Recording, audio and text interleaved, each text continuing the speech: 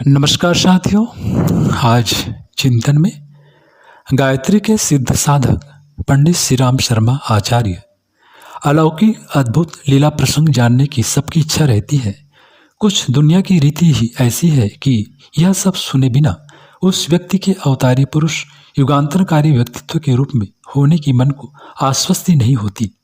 शिष्यों के घटना प्रसंग सुनकर अन्यान्य व्यक्तियों को यह लग सकता है कि अमुक महापुरुष में हमने कोई ऐसी बात तो देखी नहीं, वे तो एक सामान्य से ही व्यक्ति थे, ऐसे जैसे हमारे घर में रहने वाले दादाजी नानाजी।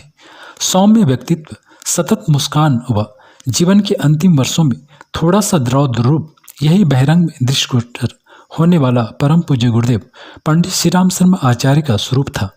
ऐसे में जब हम उनके सरल व्यक्तित्व के साथ रिद्धि सिद्धि संपन्न गायत्री के सिद्ध साधक वाला स्वरूप जोड़ देते हैं तो कुछ घटना प्रसंग के प्रमाण भी आज के बुद्धिवादी युग को देखते हुए जरूरी हो जाते हैं।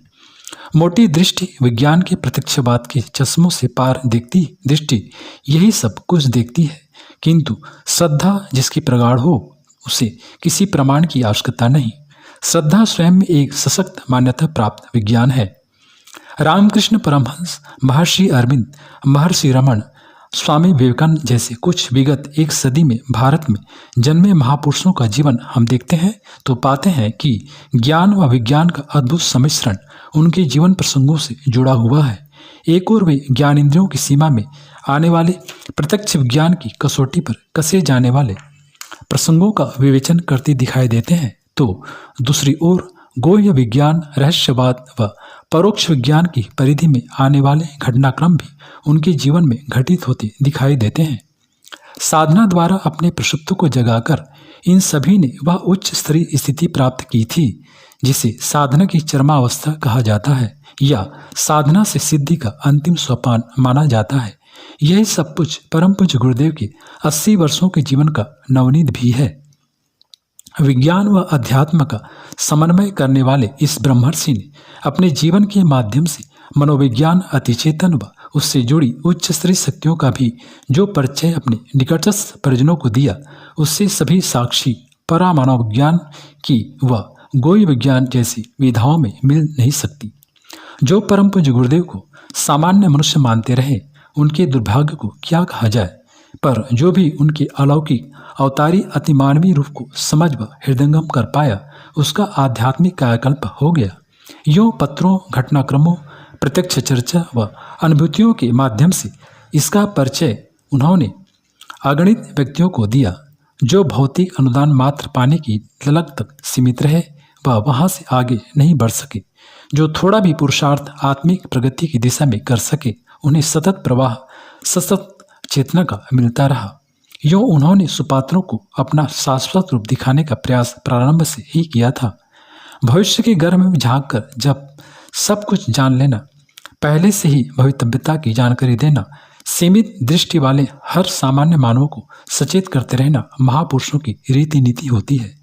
परम पूज्य गुरुदेव के जीवन से जुड़ी इतने घटनाक्रम हैं जिनमें उन्होंने पहले से ही परोक्ष हलचलों की जानकारी संबंधित व्यक्तियों को दे दी थी व उन्हें साधना पुरुषार्थ में जुटाकर संभावित स्थिति को टाल दिया या हल्का बना दिया था। एक परिजन अपनी अनुभूति में व्यक्त करते हैं कि 15 फरवरी सन 1958 को उन्हें पूज्यवर का एक पत्र प्राप्त हुआ कि 3 माह भारी विपत्ति के हैं, इस अवधि में उन्हें विशेष सावधानी रखनी चाहिए। सूचना वे उन्हें दे रहे हैं पर मौत उनका कुछ बिगाड़ नहीं सकेगी। पत्र प्राप्ति के बाद वह विशेष सतर्क रहने लगे। कुछ दिनों बाद कुछ न होने पर वे असावधान हो गए। एक दिन दोपहर को वे साइकिल से तेजी से बैंक की ओर जा रहे थे कि अचानक मोड़ पर खाली ट्रक आकर साइकिल पर चढ़ गया। साइकिल दूर जाकर गिरी व आधे इंजन के नीचे आधे बाहर की ओर ऐसे ट्रक के नीचे गिरे कि कई व्यक्ति दौड़े आए व उन्हें ट्रक के नीचे से बाहर निकाला। देखा तो वे पूर्णतः स्वस्थ थे, कहीं खरोच भी नहीं आई थी। साइकिल ठीक होने दी व वापस घर की ओर चल पड़े। घर जाकर देखा पोस्टमैन चिट्ठी डाल गया था।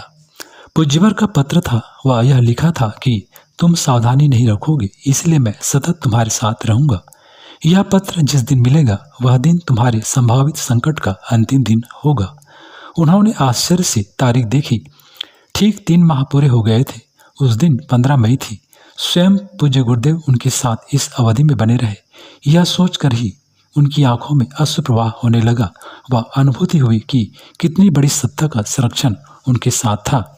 ऐसे एक नहीं अगणित घटना प्रसंग हैं जिनमें पूज्य गुरुदेव ने व्याकुल दुखी दुभक्षों को संकट या विपत्ति से मुक्ति दिलाई। भविष्य में क्या कुछ होने वाला है इसका विस्तार तो नहीं, फलश्रुति बताते हुए साधना पुरुषार्थ में उन्हें जुटा दिया गया तथा सारा श्रेय माँ गायत्री को दिया। राजनांदगांव छत्तीसगढ़ के एक सज्जन लिखते हैं कि उनका ज्येष्ठ पुत्र उन्माद जनित मनोविकार से ग्रसित होकर घर से निकल गया। 4 साल तक घर नहीं लौटा। अपनी परेशानी जानबूझकर पूज्यकर को नहीं लिखी, क्योंकि कभी लौकिक दृष्टि से कुछ नहीं मांगा था। बच्चे की माँ 1 माह के सत्र में शांति कुंज आई थी। व्यक्तिगत भेंट मुलाकात के क्रम में वह रो पड़ी। वह बोल उठी, पिताजी हमारे बच्चे का पता बताइए, वह जीवित है कि नहीं, है तो वापस बुला दें, चाहे वह कैसी भी मना स्थिति में हो। पूज्य गुरुदेव बोले, बेटी तुम हमारा काम करती रहो, हम तुम्हारा काम जरूर करेंगे। बच्चे की माँ के घर लौटने की 1 सप्ताह के अंदर चमत्कारिक ढंग से बच्चा लौट आया और वह भी पूर्णतः स्वस्थ स्थिति में। मिशन के कार्यों में पूर्णतः समर्पित कर एक अनुदान देकर उस परिवार को उन्होंने चिर ऋणी बना दिया। मित्रों, गायत्री की सिद्धि की पूर्णता को प्राप्त कर वह ऋषि मुख से जो वाक्य निकालते थे वह वरदान रूप में तीर की तरह लगता था। ऐसी सत्ता हम सबके जीवन में सौभाग्य बनकर आई। यह सोचने के साथ साथ यदि उनके बताए निर्देशों पर चलें तो सूक्ष्म और कारण शरीर की उनकी सत्ता सतत हमारा मार्गदर्शन कर हमारा पथ प्रशस्त करती रहेगी। आने वाले समय में अगणित ऐसी अनुभूतियाँ हम सबके समक्ष आने वाली हैं जो परम पूज्य गुरुदेव एवं वंदनीय माता जी की सूक्ष्म शरीर के संपर्क में आने से देश, राष्ट्र, महाद्वीप की परिधि में परे विभिन्न व्यक्तियों को होगी। देह त्याग कर वे अनंत विस्तार को प्राप्त हो गए हैं। वह अपने पीछे एक राजमार्ग छोड़ गए हैं जिस पर चलते हुए हर कोई आत्मिक भौतिक सफलता को हस्तगत करते हुए जीवन लक्ष्य की प्राप्ति करता रह सकता है।